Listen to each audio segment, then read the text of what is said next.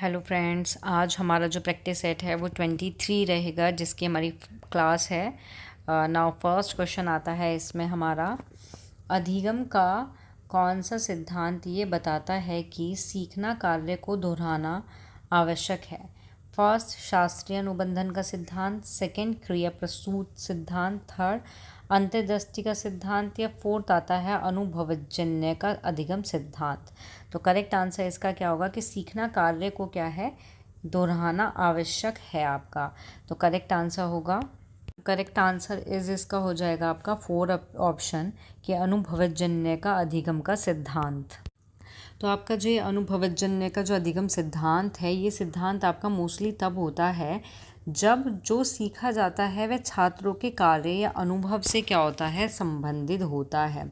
और इस प्रकार के अधिगम में क्या होता है, जो अक्सर जो छात्र होते हैं, जो स्टूडेंट होते हैं, वो सीखी हुई बात का तुरंत अभ्यास करने की क्या है, उनको आवश्यकता होती है। जो भी चीज़ सीखते हैं उसको दोहराना या फिर कह सकते हैं अभ्यास करने की क्या है, आवश्यकता होती है, जिससे वे अपने ज्ञान और कौशल को क्या है, व्यवहारिक परिस्थिति में क्या है, लागू कर सकें आपका। तो क्लियर हो गया आपको कि अनुभवात्मक या फिर अनुभवजन्य अधिगम जो सिद्धांत है ये क्या होता है आपका। और इसमें जो सबसे ज़्यादा जोर दिया गया है, मीन्स जहाँ छात्र जो है सक्रिय रूप से क्या है, करके सीखने पर, मतलब कि लर्निंग बाय डूइंग आपका, ठीक है। और वास्तविक दुनिया के अनुभव से क्या है, ज्ञान प्राप्त करते हैं। इसमें ऐसा नहीं है कि केवल पढ़कर या सुनकर ज्ञान प्राप्त कर लिया। इसमें क्या है, छात्र अनुभव प्राप्त करने के साथ साथ जो चिंतन होता है उसको भी करते हैं। इसमें मोस्ट इम्पोर्टेंट पॉइंट इसका जो है वो यही है, लर्निंग बाय डूइंग, कि ये सिद्धांत जो है करके सीखने पर बल देता है। जहाँ शिक्षार्थी क्या होते हैं, जो स्टूडेंट होता है वो सक्रिय रूप से उसके अंदर भाग लेता है और अनुभव से क्या है, सीखते हैं इसमें। ओके। और आपके जो इसके अंदर एक राइटर हैं आपका क्या है, एक है डेविल, कौन है ये इम्पोर्टेंट है, नोट कर लेना, डेविल कोल्ड। ये आपका सीटेट और यूपीटेट दोनों के लिए ही इम्पोर्टेंट है। डेविल कॉलर्ड हैं, जिन्होंने क्या है, अनुभवज्य अधिगम जो सिद्धांत है, जो अधिगम का सिद्धांत है, इसके चार चरणीय, क्या है, चार मीन्स चार चरणीय चक्र जो हैं ये प्रस्तावित या प्रस्ताव इनका दिया था। अब ये जो चार जो चक्र हैं ये कौन कौन से चक्र हैं, जिसमें हमारा फर्स्ट आता है ठोस अधिगम। ये मैं आपको चक्र जो है इसलिए बता रही हूँ ये चारों के चारों, क्योंकि क्वेश्चन आपका इस तरीके से भी आ सकता है। तीन चक्र जो हैं, चरणीय चक्र जो हैं, उनका क्या है, नाम दे देंगे, एक अदर का नाम दे देंगे और पूछ लेंगे कि इनमें से कौन सा अनुभवात्मक अधिगम जो है, जो डेविल कॉल्ड के अनुसार था, वो नहीं है। तो आपको इन सब का पता होना चाहिए। आपका जो एग्ज़ाम है, बहुत सारे बच्चे क्या हैं एग्ज़ाम देंगे और उसमें से क्लियर करना, देन जॉब प्राप्त करना। तो उसमें क्या है, जो सरकार है वो आजकल इतने टफ़ एग्ज़ाम बनाती जा रही है, उनका लेवल इतना हाई करती जा रही है कि हमें बिल्कुल उसके डिटेल में, हमें कोई भी टॉपिक है उसके बारे में डिटेल में पढ़ना पड़ेगा। तो ठोस अधिगम का मतलब है यहाँ पे कंक्रीट एक्सपीरियंस, ठीक है। क्या है, कंक्रीट एक्सपीरियंस। तो ठोस अधिगम में क्या होता है कि एक प्रत्यक्ष अनुभव लेना, कि जो छात्र होता है इसके अंदर क्या है, एक क्या करता है, प्रत्यक्ष अनुभव लेता है इसमें, ठीक है। उसी के साथ हमारा सेकंड पॉइंट आता है, इसमें सेकंड पॉइंट है, चार है ना इसके चरण। सेकंड आता है चिंतनशील अवलोकन, जिसको हम बोलते हैं रिफ्लेक्टिव ऑब्जर्वेशन। क्या बोलते हैं, ऑब्जर्वेशन कहते हैं हम इसको। और इसमें क्या होता है कि जो भी हमने, जो ये प्रत्यक्ष अनुभव जो हमने लिया है, उस अनुभव के बारे में सोचना। इसमें क्या होता है, उस अनुभव के बारे में हम क्या करेंगे, सोचेंगे और उसका क्या करेंगे, हम ऑब्जर्वेशन करेंगे, मीन्स अवलोकन जो है उसको करेंगे, ठीक है। उसके बाद हमारा थर्ड पॉइंट आता है इसमें। थर्ड पॉइंट इज़ अमूर्त थर्ड पॉइंट आता है अमूर्त संकल्पना, जिसको हम कहते हैं एब्स्ट्रैक्ट कॉन्सेप्टलाइजेशन। ठीक है, इसका मतलब होता है कि जो भी अनुभव है, अनुभव से सीखा गया जो भी समानीकरण होता है उसको सैद्धांतिक रूप में देना होता है इसमें। ठीक है, एंड फोर एंड लास्ट आता है इसमें हमारा सक्रिय प्रयोग। सक्रिय प्रयोग आता है इसमें, मतलब कि एक्टिव एक्सपेरिमेंटेशन। ठीक है, तो इसमें क्या होता है, नए सिद्धांत का फिर हम क्या करते हैं, उपयोग अपने वास्तविक दुनिया में करना होता है और नए अनुभव को हम क्या करते हैं, प्राप्त करते हैं। और इस चक्र का अर्थ है, जो ये 4 आपके चक्र बताए हैं, इस चक्र का अर्थ आपका मेनली यही है कि जो सीखना है, जो हमारी लर्निंग है, वो अनुभव, विचार, क्रिया के बीच क्या है, एक सतत प्रोसेस या प्रक्रिया होती है जो शिक्षार्थी को, स्टूडेंट को जीवन में ज्ञान को एकत्रित करती है। ठीक है, नेक्स्ट क्वेश्चन आता है। नेक्स्ट क्वेश्चन इज अधिगम का कौन सा सिद्धांत, ये ये तो वही क्वेश्चन है। सेकेंड क्वेश्चन आता है कि अधिगम के किस सिद्धांत के आधार पर बालक में भय प्रेम के भाव आसानी से उत्पन्न किए जा सकते हैं। फर्स्ट अनुकरण, सेकंड शास्त्रीय, थर्ड अंतर्दृष्टि, या फोर आपका पुनर्बलन। तो इसमें करेक्ट आंसर इसका होगा आपका कि अधिगम के किस क्षेत्र, किस सिद्धांत के अनुसार। तो करेक्ट आंसर इज होगा इसका बी ऑप्शन रहेगा आपका। ठीक है, तो जो शास्त्रीय अनुबंधन का सिद्धांत है, इससे क्या होता है, बच्चे में प्रेम के और भय के भाव जो हैं आसानी से उत्पन्न किए जाते हैं। और ये जो उत्पन्न किए जाते हैं, ये 2 उद्दीपन होते हैं आपके, क्या होते हैं, यहाँ हम कह सकते हैं 2 उद्दीपक। 2 उद्दीपक के बीच में क्या होता है, इसमें 2 उद्दीपक हैं, उनके बीच में क्या होता है, साहचर्य स्थापित करते हैं। साहचर्य क्या करेंगे, स्थापित करेंगे, तब जाके ये क्या होते हैं, उत्पन्न होते हैं। क्वेश्चन आ सकता है 2 उद्दीपक के बीच साहचर्य तब हम स्थापित करते हैं तो क्या चीज़ उत्पन्न होती है, तो प्रेम और आपका भय, इन सबको क्या है, उत्पन्न किया जा सकता है आपका। ठीक है, तो इसमें क्या होता है कि जो एक होता है आपका, इसमें क्या होता है, जो आपकी भावात्मक होती है ना, क्या होती है, भावात्मक जो आपका उद्दीपक होता है, उसको हम क्या करते हैं, स्वाभाविक जो उद्दीपक होता है उसके साथ क्या करते हैं, बार बार जोड़ते हैं, जिससे क्या होता है, धीरे धीरे जो तुम्हारा तटस्थ जो तुम्हारा उद्दीपक होता है, या कह सकते हैं भावात्मक उद्दीपक आपका सहायक, वो स्वाभाविक उद्दीपक के समान प्रतिक्रिया जैसे प्रेम देने लग जाता है। मीन्स कहने का ये है कि वह जो बच्चे जो स्वाभाविक रूप से क्या है, खुशी या प्रेम का भाव पैदा करते हैं, जैसे कि माता पिता क्या है, स्नेह करेंगे तो बच्चा क्या है, प्रेम का भाव उसके अंदर उत्पन्न होगा उनके प्रति। जैसे एक एग्जाम्पल और है, कह सकते हैं तब अस्वाभाविक उद्दीपक को स्वाभाविक उद्दीपक के साथ जोड़ा जाता है तो बच्चा क्या करता है, खुशी और प्रेम महसूस करना सीख जाता है। जैसे आपका यहाँ पे हो गया अस्वाभाविक, इसके अंदर आ गया आपका, इसके अंदर आ गया जैसे खिलौना मान लिया हमने, ठीक है, और आपका प्लस इसमें हमने क्या कर दिया, स्वाभाविक हो गया, स्वाभाविक। इसमें हमारा एग्जाम्पल आ गया जैसे स्नेह करना।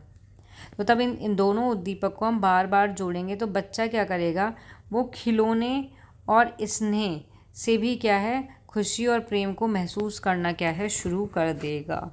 ओके, तो इसका करेक्ट आंसर होगा आपका बी ऑप्शन। नेक्स्ट क्वेश्चन आता है आपका, नेक्स्ट क्वेश्चन इज कि छात्रों के व्यवहार को वांछित स्वरूप तथा दिशा प्रदान करने में शिक्षक की सहायता कौन सा सिद्धांत करता है, प्रयास त्रुटि का, पुनर्बलन का, अनुकरण का, या फिर अंतर्दृष्टि का सिद्धांत।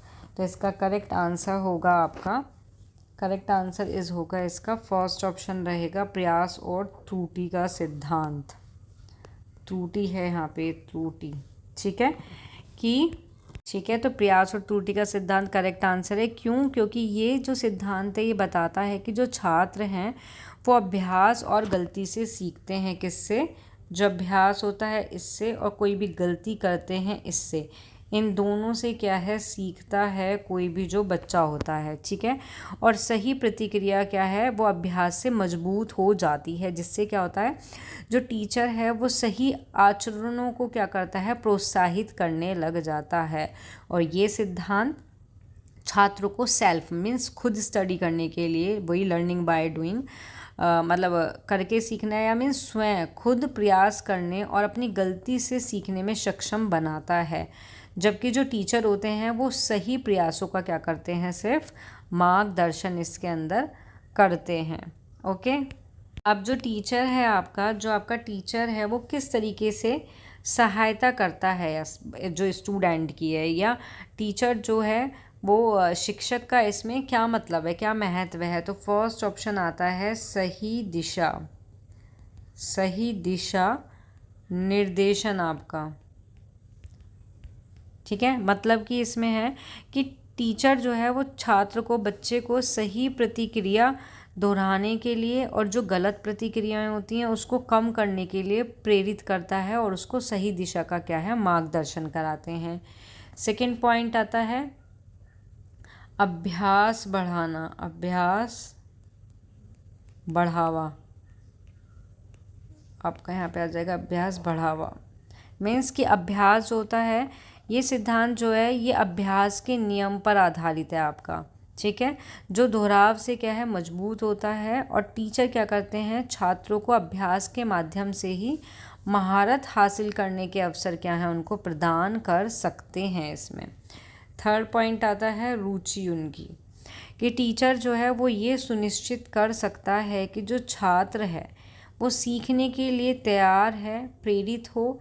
क्योंकि तत्परता का जो नियम है वो ये बताता है, क्योंकि जो आपका प्रयास और त्रुटि का सिद्धांत है ये किसने दिया था आपका? यहाँ पे क्या ये किसने दिया था? तो ये थॉर्नडाइक ने दिया था। ठीक है, और इसके नियम और भी थे। ठीक है, मुख्य नियम भी थे और गौण के नियम भी थे। तो जो मुख्य नियम में आपका तत्परता का नियम आता है वो बताता है कि बिना रुचि के सीखना क्या है? कठिन हो सकता है आपका। ओके, और 4 पॉइंट आता है इसमें कि विभिन्न कौशलों का विकास टीचर करता है। विभिन्न कौशल का विकास क्या है? विभिन्न कौशल का विकास आपका। तो इसमें क्या होता है कि ये सिद्धांत जो है वो आदत, रुचि विकसित करने में बहुत हेल्पफुल है। मीन्स जो गणित, संगीत, टाइपिंग, नृत्य जैसे कौशल के विकास में भी ये बहुत प्रभावी होता है आपका। ठीक है, तो इस तरीके से जो ये सिद्धांत है, इस सिद्धांत का उपयोग करके जो टीचर हैं, जो शिक्षक हैं, वो बालक की क्या है? हेल्प कर सकते हैं, सहायता कर सकते हैं कि अभ्यास कराओ, तत्परता उसकी तत्पर बनाओ, उसको प्रेरित करो उस चीज़ के लिए। नाउ नेक्स्ट क्वेश्चन आता है। नेक्स्ट क्वेश्चन इज कि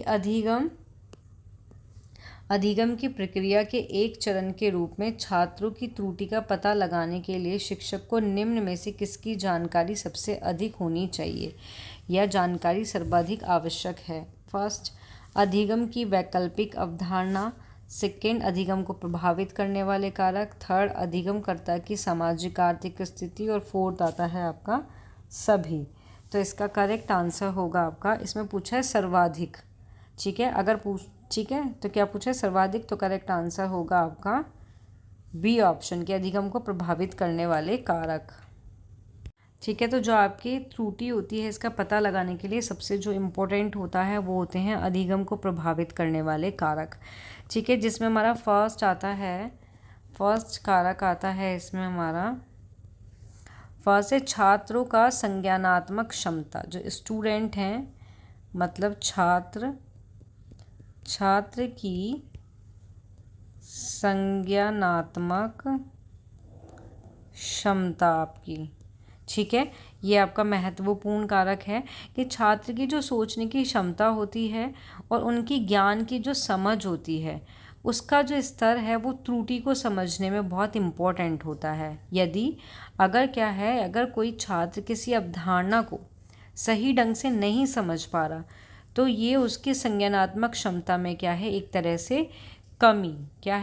से कमी का संकेत दिखाई देता है। ठीक है, इसी तरीके से इसका जो सेकंड कारक होता है, सेकंड प्रभावी कारक है इसका छात्र की अधिगम शैली। छात्र की अधिगम शैली मतलब कि प्रत्येक जो छात्र होता है उसकी जो सीखने की एक अलग ही शैली होती है। आपने मोस्टली देखा होगा कि जो त्रुटियां होती हैं वो छात्र की अधिगम जो शैली है उस चीज़ को दर्शाती हैं। कैसे? जो टीचर है वो इन शैलियों को क्या करता है, समझकर अपनी शिक्षण विधि में क्या कर सकता है, सुधार कर सकते हैं, ताकि वो छात्रों को, बच्चों को बेहतर तरीके से समझा सके। ओके, थर्ड पॉइंट आता है इसी में कि छात्रों का पूर्व ज्ञान। छात्र का पूर्व ज्ञान आपका आ जाता है। तो इसमें होता है छात्र के पूर्व ज्ञान में क्या होता है कि छात्र का जो पूर्व ज्ञान है उनके द्वारा भी जो की जाने वाली त्रुटियां होती हैं, त्रुटियां में बहुत सारी भूमिका निभाते हैं। मीन्स यदि पूर्व ज्ञान में कोई कमी होती है, मीन्स कोई बच्चा है उसका पहले का कोई ज्ञान है, कोई कमी है और वो कमी मीन्स एक तरह से मान लो वो गलत है। ठीक है, तो उससे संबंधित जो नई जानकारी को सीखने में त्रुटियां हो सकती हैं। और ठीक है, उसके बाद नेक्स्ट पॉइंट आता है 4, त्रुटि का कारण। जो त्रुटियां हो रही हैं इनका इनका कारण।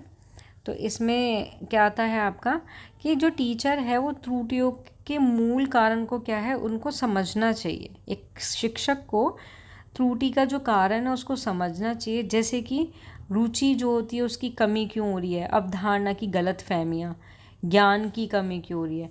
इन कारणों को समझने से शिक्षक समस्या को सही तरीके से संबोधित कर सकते हैं आपके। ओके, और तब इन सब की जानकारी हो जाती है टीचर को, तो टीचर को ये बेनिफिट किस चीज़ में देती है, अपने शिक्षण को सुधार करने में, कि जो उनका शिक्षण है वो उसको बच्चों के अनुसार किस तरीके से चेंज कर सकते हैं और किस तरीके का शिक्षण जो है वो बच्चों के सामने दे सकते हैं। ओके, और नैदानिक जो परीक्षण होता है उसमें भी इम्पोर्टेंट होता है ये, कि इससे उन क्षेत्रों को पहचानने में हेल्प मिल जाती है जहाँ छात्र को ज़रूरत होती है। मीन्स कोई छात्र जो है कमज़ोरी होता है किसी चीज़ में, उसको दूर करने में और सफल करने में हेल्प मिलती है। ठीक है, तो नाउ नेक्स्ट क्वेश्चन आता है आपका। नेक्स्ट क्वेश्चन इज़ कि बालक में वैज्ञानिक अन्वेषण के गुणों का विकास क्यों किया जाना चाहिए। फर्स्ट, उसे मनोरंजन से दूर रखने के लिए। सेकंड, शरारत करने देने के लिए। थर्ड, पढ़ाई में व्यस्त रखने के लिए। या फिर फोर्थ, समस्या समाधान कौशल, आलोचनात्मक सोच में सुधार करने के लिए। तो इसका जो करेक्ट आंसर होगा वो इसका करेक्ट आंसर है 4 ऑप्शन। इसका करेक्ट आंसर रहेगा कि समस्या समाधान कौशल, आलोचनात्मक सोच में सुधार करने के लिए आपका। ठीक है, क्यों? क्योंकि बच्चों को जो रचनात्मक रूप से सोचने और चुनौती का सामना करने और जो उनके विचार होते हैं उसका संप्रेषित करने का अवसर देती है।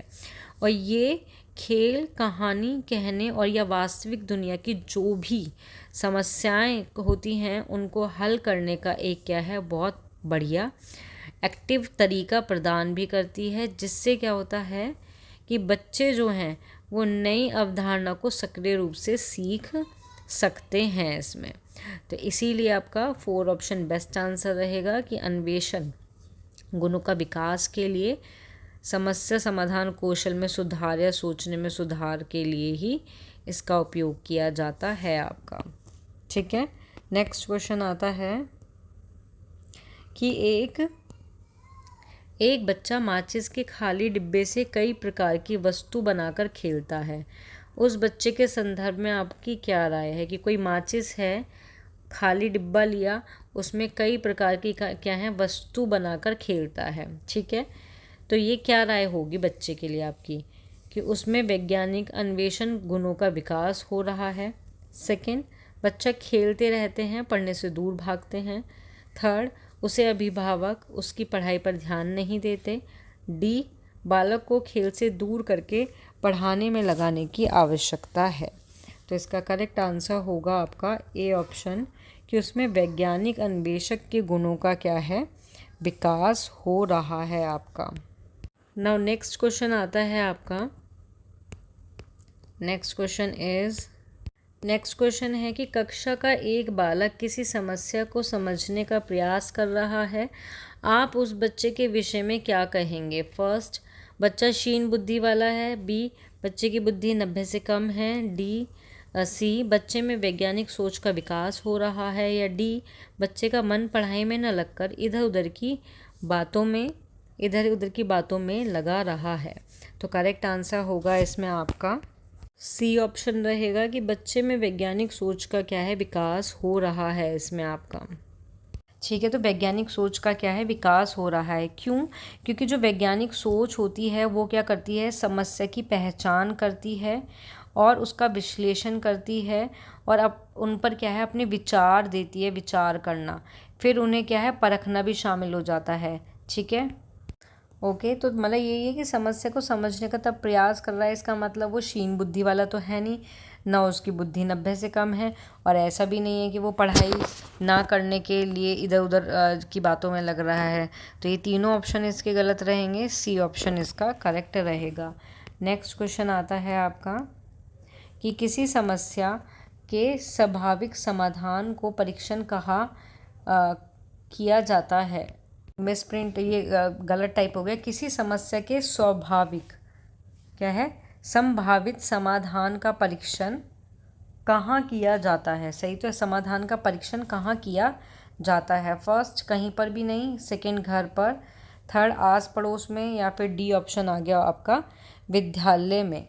तो करेक्ट आंसर होगा इसका कहीं पर भी, कि कोई समस्या है आपकी, किसी समस्या में कोई समस्या है, उसका संभाविक समाधान जो है या परीक्षण जो है कहाँ किया जाता है, तो कहीं पर भी किया जा सकता है। ऐसा नहीं है कि घर पे ही करना है, आस पड़ोस में करना है, विद्यालय में करना है, तो कहीं पर भी कर सकते हैं। ठीक है, तो इसमें ये कहना गलत होगा कि भाई घर घर पे कर सकते हैं या आस पड़ोस में कर सकते हैं। अगर ये तीनों ऑप्शन देते और लास्ट में कह देता सभी, तो करेक्ट हो जाते हैं आपके तीनों ऑप्शन। लेकिन अब यहाँ पर आपका जो ऑप्शन सही रहेगा वो ए ऑप्शन सही रहेगा। ओके, नेक्स्ट क्वेश्चन आता है आपका। नेक्स्ट क्वेश्चन है कि सीखने की असफलता का कारण समझने की असफलता है, ये कथन किसका है? करेक्ट आंसर होगा आपका मर्सले। कौन होगा? मर्सेल आपका। और ये जो आपके मर्सले हैं, ये एक मनोवैज्ञानिक हैं और ये इस बात पर जोर देते हैं कि जब कोई विद्यार्थी या फिर कोई स्टूडेंट कह सकते हैं, किसी भी सब्जेक्ट को लेकर क्या है, सब्जेक्ट, जब कोई स्टूडेंट किसी सब्जेक्ट का ठीक से किसी भी सब्जेक्ट या किसी विषय को ठीक से नहीं समझ पाता है, तो वो सीखने में क्या है, असफल हो जाते हैं। कोई स्टूडेंट किसी सब्जेक्ट को या विषय को ठीक से समझ नहीं पाता। ठीक है, क्या है, तो वो क्या होता है, वो सीखने में असफल हो जाता है। और ये कथन बताता है कि सीखने की प्रक्रिया में जो मुख्य रूप से होता है वो समस्या समझ की कमी होती है। जब किसी छात्र को कोई अवधारणा या जानकारी ठीक से समझ नहीं आती, मीन्स कोई स्टूडेंट है, उसको कोई जानकारी समझ में नहीं आ रही, तो उसे याद रखना या उस पर आधारित जो कौशल है उसको विकसित करना क्या है, बहुत ही मुश्किल हो जाता है। क्यों? क्योंकि तब उसको जानकारी ठीक से समझ नहीं आ रही। तो इस प्रकार कह सकते हैं कि सीखने की जो असफलता है सीधे तौर पर क्या है, समझने की असफलता से क्या है, जुड़ी हुई होती है। आपका जो सीखने की असफलता है ये किससे जुड़ी होती है, आपकी समझने की असफलता से जुड़ी हुई होती है आपकी। ओके। करेक्ट आंसर इसका क्या है आपका, यही है। करेक्ट आंसर इज इसका क्या है, ए ऑप्शन ही है, मड सेल। नाउ नेक्स्ट और लास्ट क्वेश्चन आता है आपका कि निम्न में कौन से गुण विकसित हो जाते हैं जब कोई बालक अपनी समस्या का समाधान स्वयं सेल्फ करने लगता है। आत्मविश्वास, प्रतिशोध का, ईर्ष्या का या फिर समस्या का। इसका करेक्ट आंसर होगा आपका, करेक्ट आंसर इसका होगा आपका आत्मविश्वास। क्या होगा, आत्मविश्वास। क्योंकि इससे क्या होता है, क्योंकि इससे उनकी क्षमता होती है उस पर भरोसा हो जाता है और दुनिया को नियंत्रित करने में क्या है, उनकी जो समझ है वो महसूस करते हैं। मीन्स बच्चे को ये अनुभव हो जाता है इसमें कि चुनौती का, वो कोई भी चुनौती आ जाए उसका क्या है सामना कर सकते हैं और अपने कार्य का जो प्रभाव है उसको भी क्या है देख सकते हैं। जिससे क्या होता है, उनका जो आत्मविश्वास होता है या उनका जो आत्मसम्मान होता है वो क्या है, वो बढ़ता है आपका। ओके, तो यहाँ आपके जो क्वेश्चन हैं वो समाप्त हुए। मिलते हैं नेक्स्ट क्लास में। जिसको भी वीडियो पसंद आए वो इसको लाइक शेयर सब्सक्राइब करना ना भूले। और आपकी जो जीके की जो क्लासेस हैं वो भी आपकी स्टार्ट की गई हैं। 7 सितंबर को आपकी 7 AM जो है फर्स्ट क्लास हो चुकी है। नाउ जो सेकंड क्लास रहेगी वो आपकी 14 सितंबर में रहेगी और टाइमिंग आपका वही 7 AM रहेगा। संडे में ही रहेगी, संडे में मॉर्निंग में, ठीक है। संडे में भाई रेस्ट नहीं लेना है, आपको क्या करना है, पढ़ते रहना है। तो क्या है आपका कि आपको सिर्फ इसका क्या है, इसको पढ़ना है। और जो आप मंडे टू सैटरडे जो भी आप पढ़ते हो, प्रैक्टिस सेट जो करते हो, उसका रिवीजन कर लेना संडे में, जो पूरे हफ्ते का होता है। तो उससे क्या है, वो तुम्हारे माइंड में, दिमाग में सेट हो जाता है और आप उसको भूलते भी नहीं हो। तो थैंक यू।